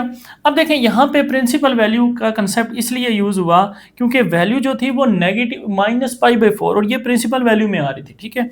जबकि इस केस में अगर आप देखें तो आपके पास जो आंसर आ रहा है वो है जस्ट पाई, इसका मतलब इस सारे का आंसर इस डोमेन से बाहर निकल रहा है, यानी -90 और 90 में नहीं आ रहा।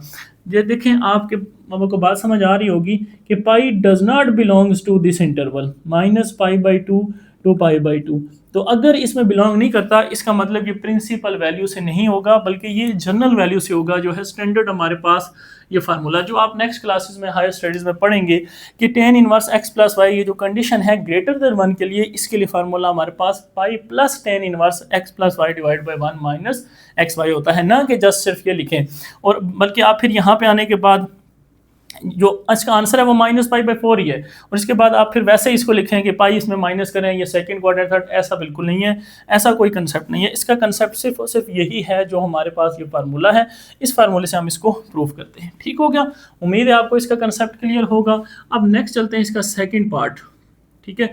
अब सेकंड पार्ट में हम इसको प्रूफ करने जा रहे हैं कि ये इसके इक्वल होता है। अब सबसे पहले, अब ये इसमें कन्फ्यूजन होगी कि सर फार्मूला कौन सा यूज़ होगा। आपकी इस पूरी बुक में जितने भी फार्मूले हैं वो सिर्फ यही फार्मूले यूज़ हुए, ठीक है। ये फार्मूला सिर्फ इस क्वेश्चन के लिए, ये एक स्पेशल सिर्फ इस टाइप का क्वेश्चन आया आपके पास कि पाई आपका प्रूफ करना है, और पाई आपकी प्रिंसिपल वैल्यू में नहीं आ रहा, इसलिए आपने प्रिंसिपल वाला कंसेप्ट नहीं यूज़ करना बल्कि जनरल यूज़ करना है। बाकी आपके पास जितने क्वेश्चन हैं वो इसी फार्मूले से ही प्रूफ हो जाएंगे। तो यहाँ पे एक और बात आपको ये भी समझ आएगी, सर क्या ये कंडीशन सेटिस्फाई हो रही है या नहीं हो रही। तो यहाँ से देखें, अगर ये सपोज x है, ये सपोज y है, तो इन दोनों को अगर मैं मल्टीप्लाई करता हूँ, यानी 2/11 को मल्टीप्लाई करूँ 7/24 से, तो आप देखेंगे इसका आंसर 0.05 समथिंग आएगा। तो दिस इज लेस देन 1, ये वैल्यू लेस देन 1 है, इसका मतलब आपका ये फार्मूला यूज़ होगा। और वो आपके पास फार्मूला क्या है, tan inverse x plus y, इसकी जगह वैल्यूज यूज़ करें, ठीक है, लेफ्ट हैंड साइड को यूज़ करते हैं, x plus y divide by 1 minus x y, ठीक हो गया। तो सिंपल आप इस फार्मूले को यूज़ करेंगे लेफ्ट हैंड साइड में, यहाँ पे आप बेशक मेंशन कर दें लेफ्ट हैंड साइड। तो नेक्स्ट अब देखें आप इसको कि ये हमारे पास क्या आएगा, अगर मैं एलसीएम लूँ तो एलसीएम आप इसको कैलकुलेटर में लिखें, आपको वो दे देगा आंसर 2/11 प्लस 7/24। तो ये मेरे पास आंसर 125/264। और इसी तरह से यहाँ पे भी आप एलसीएम लेंगे तो आपके पास 264 एलसीएम आएगा, 264 1 से मल्टीप्लाई माइनस 2 ज़ार 14। तो ये आपके पास tan इनवर्स 264 से कैंसिल कर दें, 125 डिवाइड बाय यहाँ पे रह जाएगा 264 माइनस 40 250 रह जाएगा, 250 1 और 2। तो यहाँ से आपके पास tan इनवर्स 1/2 जो रिक्वायर्ड रिजल्ट था वो आ गया, प्रूफ हो जाएगा। ठीक हो गया स्टूडेंट, उम्मीद है आपको इसकी समझ आ गई होगी, which is equal to right hand side hands proof. ये इजी थे क्वेश्चन सारे, बस इस क्वेश्चन में अक्सर स्टूडेंट को कन्फ्यूजन होती है कि यहाँ से tan इनवर्स -1 को हम -π/4 लिखते हैं, तो यहाँ पे पाई में से क्यों माइनस कर रहे हैं। उसकी रीज़न ये है, ये फार्मूला इसका चेंज है, इसकी कंडीशन ही चेंज है, बाकी इसका कोई कंसेप्ट नहीं है कि सेकंड क्वाड्रेंट में से माइनस कर रहे हैं या थर्ड क्वाड्रेंट से माइनस कर रहे हैं, ऐसी कोई बात नहीं है, क्योंकि इन जनरल है। अगर तो हमारे पास प्रिंसिपल होता तो उसमें तो ये फर्स्ट क्वाड्रेंट और फोर्थ क्वाड्रेंट में होती है बात, सेकंड क्वाड्रेंट तो होता ही नहीं है ना, थर्ड क्वाड्रेंट होता है, तो इसलिए ये इसका मेन कंसेप्ट था। उम्मीद है आपको समझ आई होगी। मूव करते हैं नेक्स्ट क्वेश्चन की तरफ। क्वेश्चन नंबर 5 हमारे पास कह रहा है solve the following inverse trigonometric equation. Inverse trigonometric equation है, इनको सॉल्व करके बताएं। मींस एक्स की वैल्यू फाइंड करनी है, सॉल्व करने का ये मतलब है। तो सॉल्यूशन स्टार्ट करते हैं। पार्ट नंबर 1 है, पार्ट नंबर 1 में देखें 2 tan इनवर्स cos x लिखा हुआ है। या तो आपको 2 tan थीटा का फार्मूला याद होना चाहिए, अगर 2 tan थीटा का फार्मूला याद नहीं है तो कोई मसला नहीं, फिर भी काम चल जाएगा। हम इस 2 को लिख सकते हैं, इस तरह से लिख सकते हैं tan inverse cos x plus tan inverse cos x, यानी दोबारा ऐड करें तो क्या बनेगा, 2 बन जाएगा ना, दोनों को सिंपल ऐड करने से 2 बन जाएगा। तो क्योंकि अगर बाकी फार्मूले आप याद रखेंगे तो मिक्स हो जाएंगे, कितने फार्मूले याद करें, कोशिश करें कम से कम फार्मूला याद करें आप। तो यहाँ से ये फार्मूला भी हमने यूज़ किया था tan inverse x plus tan inverse y।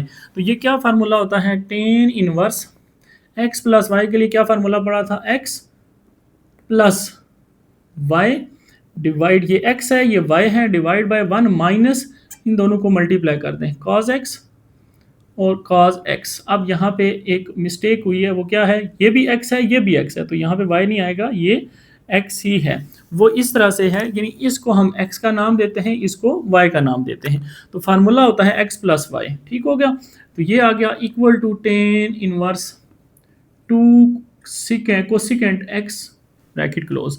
अब यहाँ से सिंपल आप देखें, ये फार्मूला लगाने का फ़ायदा ये होगा कि tan इनवर्स यहाँ से tan इनवर्स यहाँ से क्या हो जाएगा, कैंसल आउट हो जाएगा। तो आपके पास क्या रह जाएगा, cos x ऐड होकर कितने हो जाएंगे, 2 cos x आ जाएगा, divide by 1 minus cos x multiply हो गया cos square x is equal to 2। Cosecant क्या होता है, 1/sin x, ठीक है हो गया, यानी साइन का रेसिप्रोकल होता है, 1/sin लिख लिया। अब यहाँ से मज़ीद ये अगर सिंप्लीफाई करें, 2 1 ज़ा 2, 2 भी कैंसिल हो जाएगा, तो आपके पास आ जाएगा cos x divide by 1 minus cos square x किसके इक्वल होता है, sin स्क्वायर x की। आइडेंटिटी है सिंपल, हमने पढ़ी हुई है sin x। तो अब यहाँ से एक साइन यहाँ से कैंसिल, ये स्क्वायर है तो एक यहाँ से कैंसिल हो जाएगा, तो क्या आ जाएगा हमारे पास cos x, ये sin x डिवाइड हो रहा है उस साइड पे जाके 1 से जाके क्या हो जाएगा मल्टीप्लाई। तो अब यहाँ से ये cos मल्टीप्लाई उसको उस साइड पे डिवाइड कर दूँ तो 1 is equal to sin x divide by cos x। तो sin और cos क्या बनते हैं, tan बन जाता है हमारे पास, इसका मतलब tan x is equal to क्या आ गया, 1 आ गया। तो अब यहाँ से हमने x की वैल्यू निकालनी है, तो tan को दूसरी साइड पे शिफ्ट करें तो tan क्या हो जाएगा, tan इनवर्स 1। अब tan इनवर्स 1 कहाँ पे आंसर होता है, पाई बाय 4 पे आंसर देता है। आप इसको वेरीफाई कर सकते हैं which is your required answer. अब यहाँ पे एक मसला है, मसला ये है कि आप देखें आपको उसने कहा था, आपने ये कह दिया ये आंसर है और आंसर क्या है π/4 यानी 45 डिग्री। आप अपनी जो उसने लिमिट दी थी आपको, आप ज़रा इसको देखें, क्या ये ठीक है उसके मुताबिक आंसर आया है, या तो ये लिमिट गलत है या फिर आपका आंसर गलत है। लेकिन अगर बुक को देखें तो आंसर उसने ये दिया, इसका मतलब आंसर सही है, ये जो उसने कंडीशन दी है ये गलत है। अब ये गलत कैसे है इसको समझते हैं। देखें ये लिखा हुआ कैसे है, हम हमेशा x से पढ़ते हैं, इस साइड पे भी पढ़ें और इस साइड से भी पढ़ें। x लेस देन 0, अगर मैं आपको इंटरवल बना के सिखाऊं, ये 0 है और यहाँ पे यानी π/2 है, तो कहता है x लेस देन 0, 0 से छोटे नंबर, 0 से छोटे तो इस साइड पे होंगे, साइड पे तो बड़े हो रहे हैं, यहाँ पे 90 है यानी 90 पे पहुंच गए आप, तो इस साइड पे कम, इसका मतलब वो कह रहा है ये वाला रीजन, और इधर कह रहा है x ग्रेटर देन π/2, 90 से ग्रेटर, तो ये है, तो इसके दरमियान तो इंटरवल तो π/4 है, तो वो तो इसके दरमियान ला ही नहीं कर रहा। इसका मतलब ये जो इंटरवल दिया हुआ है वो गलत है। गलत क्या हुआ, जस्ट थोड़ी सी चेंजिंग हुई, मिस प्रिंट हुआ, वो ये हुआ x लेस देन x और लेस देन π/4, ये जो ग्रेटर देन के साइन यूज हुए हैं ये गलत हैं। अब अगर आप इसको देखेंगे तो आपको समझ आ जाएगी। अब ठीक है, x ग्रेटर देन 0, 0 से ग्रेटर और x लेस देन 90 यानी ये वाला रीजन जो है वो हमारा सोल्यूशन में आ रहा है और ये π/4 है। ठीक हो गया, तो ये कंडीशंस भी बहुत इंपॉर्टेंट, साथ इनको भी देखा करें, बुक में मिस्टेक्स हैं तो इनको भी साथ साथ ठीक करते जाएं। नेक्स्ट चलते हैं जी पार्ट 2 की तरफ। यहाँ पे इसका सोल्यूशन ये लिखा है कि tan इनवर्स, फिर वही बात, tan inverse x plus tan inverse y, formula लगाएं सिंपल। तो फार्मूला हमारे पास क्या आएगा, tan inverse x plus y, यानी ये x है ये y है, इन दोनों को प्लस कर लें, ठीक है, डिवाइड बाय 1 माइनस इन दोनों को मल्टीप्लाई कर लें, इस साइड पे हमने फार्मूला लगा लिया, इक्वल टू 40 π/4। अब π/4 अभी हमने देखा है π/4 कहाँ आंसर आता है, tan इनवर्स 1 पे, तो इसका मतलब आप यहाँ पे लिख सकते हैं tan इनवर्स 1 π/4 की जगह आप यहाँ पे हिंट के तौर पे लिख सकते हैं tan इनवर्स 1 पे आंसर जो है वो π/4 होता है, इसलिए जहाँ π/4 है वहाँ मैं tan इनवर्स 1 यूज़ कर सकता हूँ। अब ये यूज़ करने का फ़ायदा, tan इनवर्स से जान छूट जाएगी, ख़त्म हो जाएगा, सिंपल हमें x मिल जाएगा। तो इसका मतलब यहाँ पे अब आपको सिंप्लीफिकेशन करनी है सिंपल, ऊपर एलसीएम ले लें, 3 2 6 एलसीएम, 3x और प्लस 2x क्रॉस मल्टीप्लाई, ठीक है, डिवाइड बाय, यहाँ पे भी आपको एलसीएम लेना पड़ेगा, 6 एलसीएम आएगा, 6 1 6 माइनस ये x से मल्टीप्लाई x स्क्वायर, तो यहाँ से क्या होगा, 6 जो है वो कैंसिल आउट हो जाएंगे, तो आपके पास जस्ट क्या रह गया, 1 रह गया। यहाँ पे 3x प्लस 2x क्या आ गया, 5x divide by x minus x square equal to 1। बात समझ आ गई। अब यहाँ पे ये डिवाइड हो रहा है, उस साइड पे जाके मल्टीप्लाई, तो 5x is equal to 6 minus x square, क्योंकि डिवाइड x 1 से मल्टीप्लाई होने से तो कोई फर्क नहीं पड़ता। अब इन सारों को एक साइड पे ले आए, तो लिखा हुआ है माइनस एक्स स्क्वायर साइड पे प्लस, ये प्लस 5x अपनी जगह पे, प्लस 6 इस साइड पे आ गया माइनस 6 इक्वल टू 0। यहाँ पे आप के क्वाड्रेटिक इक्वेशन फैक्टराइजेशन करनी पड़ेगी या मिड टर्म ब्रेक जिसको आप कहते हैं, तो 6 के फैक्टर, अब 6 3 2 भी होते हैं और 6 1 भी होते हैं, तो यहाँ पे 6 और 1 यूज़ होंगे। क्यों यूज़ होंगे 6 और 1, देखें अगर 6 में से 1 माइनस करूंगा 5 रहेंगे, प्लस के 5 मल्टीप्लाई करूंगा तो माइनस 6 एक्स स्क्वायर, ठीक है, इसलिए 3 2 में भी 5 आएगा, लेकिन 3 2 दोनों प्लस के जब यूज़ करेंगे तो प्लस वालों को मल्टीप्लाई करने से प्लस 6 एक्स स्क्वायर एक्स चाहिए, जबकि हमारे पास माइनस 6 एक्स स्क्वायर है, ठीक है। यहाँ से x कॉमन, x प्लस 6 रह जाएगा, यहाँ से -1 कॉमन, जब -1 कॉमन लेंगे साइन चेंज हो जाएगा, x प्लस 6 x प्लस 6 एक ब्रैकेट में, ठीक है, और x -1 एक ब्रैकेट में इक्वल टू 0। इसका मतलब ये हुआ कि हमारे पास सर 2 आंसर आ रहे हैं, एक तो ये आ रहा है और एक आंसर आ रहा है ये। अब यहाँ से -6 एक आंसर है और एक आंसर है 1। अब कौन सा आंसर हम कंसीडर करेंगे, कौन सा सोल्यूशन, जैसे यहाँ पे आके हम रुके थे, कंडीशन देखी थी, इसी तरह यहाँ पे अब आपके रुकना है और कंडीशन देखनी है, कंडीशन क्या कह रही है। अब यहाँ पे कंडीशन बिल्कुल ठीक है, यहाँ पे ग्रेटर देन के साइन आते हैं, वो वहाँ पे ग्रेटर आते थे, वो उसने इधर भी ग्रेटर लगा दिए। यहाँ पे अगर मैं इसको थोड़ा उल्टा के लिखूँ, यानी इस साइड पे करके लिखूँ, तो बात एक ही है, 0 less than x less than square root 6, ये एक ही बात लिखी है। ये अगर इसको पढ़े ना, इस साइड पे क्या लिखा हुआ है, x ग्रेटर देन 0, तो यहाँ पे भी अगर इस साइड पे पढ़ेंगे क्या लिखा हुआ है, x ग्रेटर देन 0, और इसी तरह जब इस साइड पे पढ़ेंगे तो क्या लिखा हुआ है, x आगे इसका मुंह बंद है तो मतलब छोटा है, x लेस देन, तो x लेस देन अगर इस साइड पे पढ़ेंगे वो बात ठीक है। ये दोनों एक ही चीज़ें लिखी है, मैंने सिर्फ इसको उल्टा के लिखा है। अब इसको लिखने का फ़ायदा ये होगा कि आपको समझ आ जाएगी कि ये स्क्वायर रूट 6 ज़रा देखते हैं पहले, ये नंबर हमारे पास क्या होता है।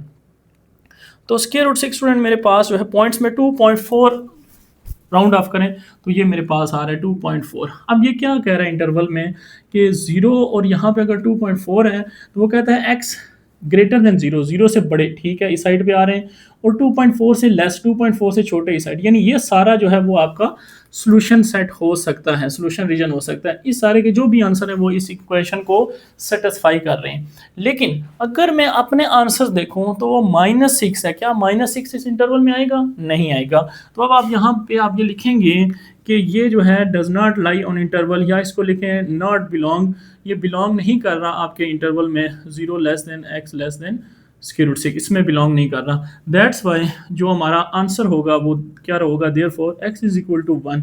क्यों? अब 1 आप देख सकते हैं वो सिर्फ हमारे इस इंटरवल में बिलोंग करता है, क्योंकि 0 और 2.4 के दरमियान 1 बिलोंग करता है।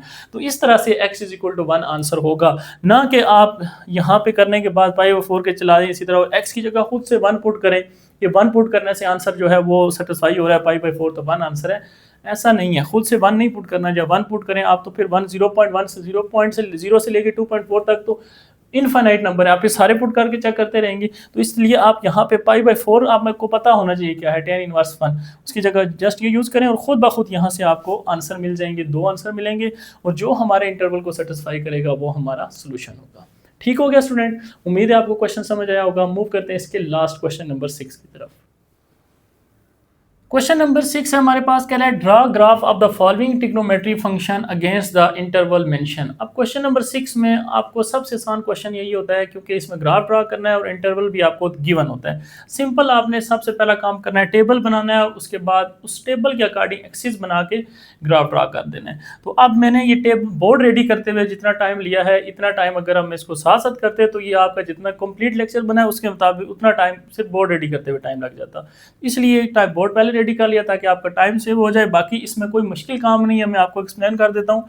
सबसे पहले x जो होता है वो डोमेन, यानी आपने क्या पुट करना है वो आपको बता दिया गया है, -2 से -1/2 तक। अब ये क्या है, -2 से अगर 1/2 का मतलब देखें तो -0.5, इसका मतलब -2 फिर 0.5 का कम करते जाते हैं डिफरेंस, तो -1.5 फिर और माइनस का 0.5 कम करेंगे तो -1, फिर 0.5 कम करेंगे तो 0.5 पे पहुंच जाएंगे, और माइनस तक उसने कहा था, और यहाँ तक ही आपने लेना है, जो इंटरवल वो देगा उसके इंटरवल में आपने रहना है, सिंपल। ठीक है, तो इसके बाद अब आपने ये जो y की वैल्यूज हैं ये कैसे लिखनी है, कैलकुलेटर उठाना है और कैलकुलेटर को कन्वर्ट करना है रेडियन में। ठीक है, इनवर्स फंक्शन लिखना है बिल्कुल इसी तरह से, 2x की जगह आपने -2 पुट करना है, +3 एज इट इज, तो आपके पास आंसर π/2 आ रहा है। अब π/2 की जगह आप चाहें तो उसको प्रेस करके SD वाला बटन और पॉइंट्स में जो नंबर आ रहे हैं वो भी लिख सकते हैं, ये भी आपकी मर्जी है। जैसे बाकी क्वेश्चन में मैंने फिर पॉइंट्स में लिखे और इसमें मैंने पाई में दिया ताकि आपको दोनों कंसेप्ट जो है वो क्लियर हो जाए। इसी तरह से -1.5 जब x में पुट करेंगे 0 आ जाएगा। ये सब काम कैलकुलेटर से आप करेंगे, कोई काम खुद नहीं करना, खुद ये जो वैल्यूज़ हैं ये सिर्फ देख के लिखनी है इस इंटरवल से। ठीक है, अब यहाँ पे आपके पास ये आउटपुट आ गई सारी, ये सारी आपके पास होती है, इसको हम कहते हैं आउटपुट। ठीक है, और ये होते हैं हमारे पास इनपुट, जो हम इनपुट कर रहे होते हैं कैलकुलेटर में। अब इसके बाद एक्सिस बनाना है और एक्सिस अपने टेबल को देख के बनाना है। टेबल हमारे पास x एक्सिस, y एक्सिस। अब x एक्सिस में क्या पुट कर रहे हैं, पुट देखें क्या, -2 फिर -1.5 -1 0 हमारे वो कोऑर्डिनेट पॉइंट्स आता है, और इसके बाद यहाँ पे हमारे पास वैल्यू आती है 0.5 -0.5। तो यहाँ से अगर मैं देखूँ -2 -1 और -1 के बाद थोड़ा सा यहाँ पे कहीं आएगा 0.5, और ये भी नेगेटिव है, यानी इस साइड पे तो ग्राफ जाएगा ही नहीं। अब इसका मतलब यहाँ तक आपका ग्राफ रहेगा। अब लेकिन -0.5 पे देखें कैलकुलेटर पे आपको मैथ एरर मिलेगा, इसका मतलब अनडिफाइंड हो रहा है वैल्यू यहाँ पे। तो जो वैल्यू मिल रही है हम उनको यहाँ पे देख लेते हैं। देखें, एक दो वैल्यू में मिल रही है, -π/2 और +π/2, प्लस ऊपर होता है माइनस नीचे होता है। इसी तरह से अब हम एक्सिस ड्रा करने के बाद हम ग्राफ ड्रा करते हैं। -2 जहाँ पे है इसके सामने -π/2, तो -2 और -π/2 के सामने स्केल रख के आपने यहाँ पे इस तरह से क्या कर देना है, डॉट लगा देना है।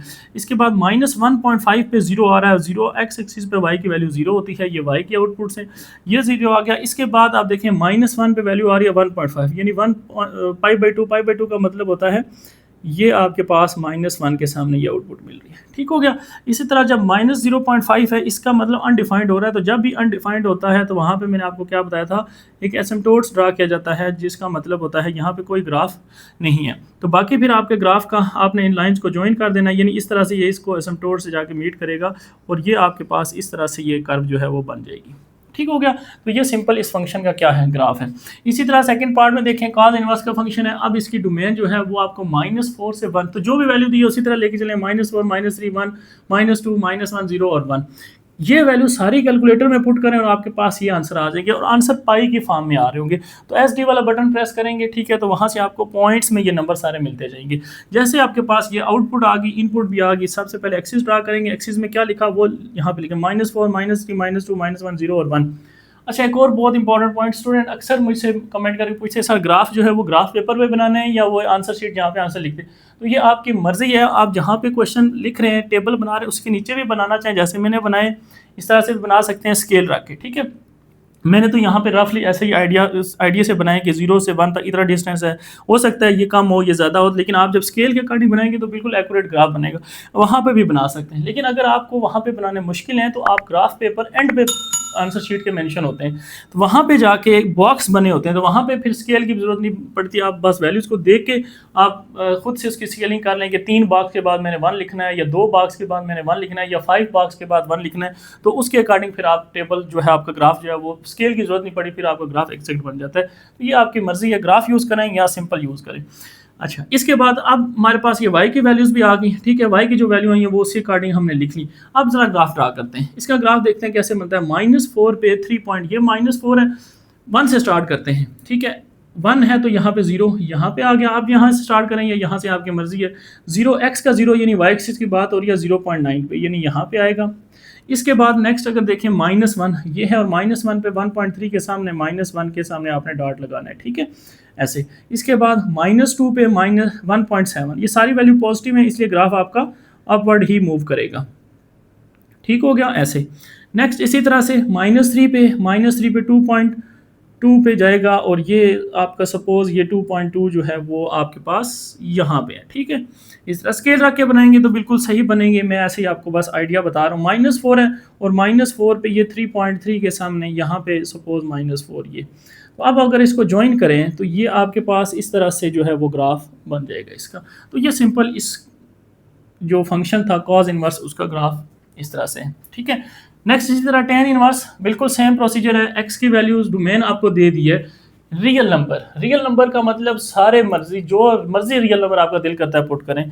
तो आप -100 से चाहें तो +100 तक कर सकते हैं, 10 का डिफरेंस। लेकिन छोटी वैल्यू लेने से आपको ग्राफ जो है वो क्लियर बन जाता है, आपकी जो इमेज होती है वो पता। जब बड़ी वैल्यू लेंगे तो हो सकता है कहीं अनडिफाइंड हो जाए, दूसरी वैल्यू के बाद ये अनडिफाइंड हो जाए, तो फिर आप वहाँ पे आगे क्या करेंगे।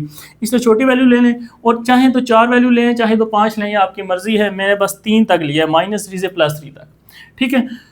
तो यहाँ से ये आपके पास इनपुट है, ये फिर आप इसमें पुट करते जाएंगे तो आउटपुट मिलेगी। आप देखें एक्स स्क्वायर है, तो नेगेटिव पुट करने से पॉजिटिव पुट करने से फर्क तो कोई नहीं पड़ेगा, जो वैल्यू नेगेटिव में आए वही पॉजिटिव में भी आएंगी, ठीक है। तो इसका मतलब अब हमारे पास ये जो आउटपुट है इसको ग्राफ पे मेंशन करते हैं। तो एक्स एक्सिस है, तो एक्स एक्सिस पे -3 से +3 लिख लिया, और वाई एक्सिस पे जो आउटपुट मिल रही थी वो हमने लिख ली यहाँ पे।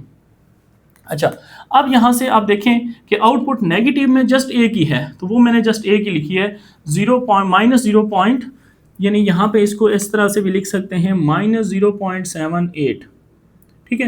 ये ए की आपके पास जो है वो आउटपुट आ रही है नेगेटिव, बाकी सारी पॉजिटिव है। तो पॉजिटिव अपवर्ड होता है, अपवर्ड यहाँ पे वाई एक्सिस होता है और यहाँ पे वाई प्राइम होता है। तो इसी तरह से अब यहाँ पे भी ज़रा ग्राफ ड्रा करते हैं। देखें -3 पे 1.5 ये आ रहा है, तो इसको -3 के सामने आप ज़रा मेंशन करें, ये पॉइंट है, स्केल रख के। फिर -2 पे 1.43 थोड़ा सा नीचे आया, और ये -2 पे आ गया। -1 पे 0.78 यहाँ पे आ गया। फिर इसी तरह से 0 पे आया तो -1 के ऊपर आ गया 0.78, और 0 पे वैल्यू यानी एक्स एक्सिस 0 का मतलब y की बात हो रही है, और -0 पॉइंट यहाँ पे वैल्यू आ गई। ये y एक्सिस पे x की वैल्यू 0 होती है, ठीक है। तो ये y की वैल्यू आ गई -0.78। फिर जब x की वैल्यू 1 होगी तो फिर 7.8 यहाँ पे वैल्यू पॉइंट आ गया। फिर 2 होगी तो 1.43, फिर 3 होगी तो फिर दोबारा से 1.51। तो ये ग्राफ अगर आप ज्वाइन करें तो ये इस तरह से इस ग्राफ का बिहेवियर जो है वो आपको शो होगा, यानी इस तरह, और यहाँ से इसके बाद फिर ये इस पॉइंट पे जाके मीट करेगा, और इस तरह से। तो ये tan इनवर्स का ग्राफ बन गया, ठीक हो गया।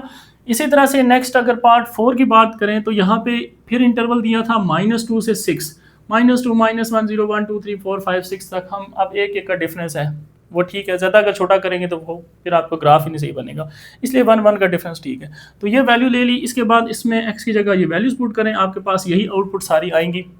अब इसको टेबल पे ड्रा करना है, एक्स एक्सिस पे वही वैल्यू लिखनी है जो आपकी डोमेन है और वाई एक्सिस जो आउटपुट मिली है। अब इसको ज़रा ड्रा करते हैं, ठीक है।